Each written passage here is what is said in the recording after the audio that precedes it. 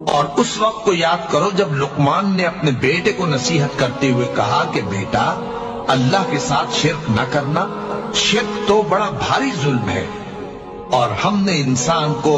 جسے اس کی ماں تکلیف پر تکلیف سہ کر پیٹ میں اٹھائے رکھتی ہے، پھر اس کو دودھ پلاتی ہے اور آخر کار 2 برس میں اس کا دودھ چھڑانا ہوتا ہے،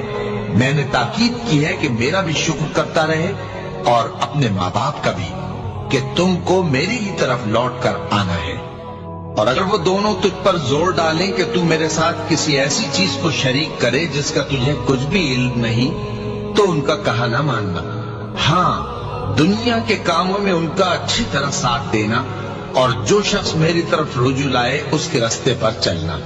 پھر تم کو میری طرف لوٹ کر آنا ہے، تو جو کام تم کرتے رہے ہو سب سے تم کو آگاہ کر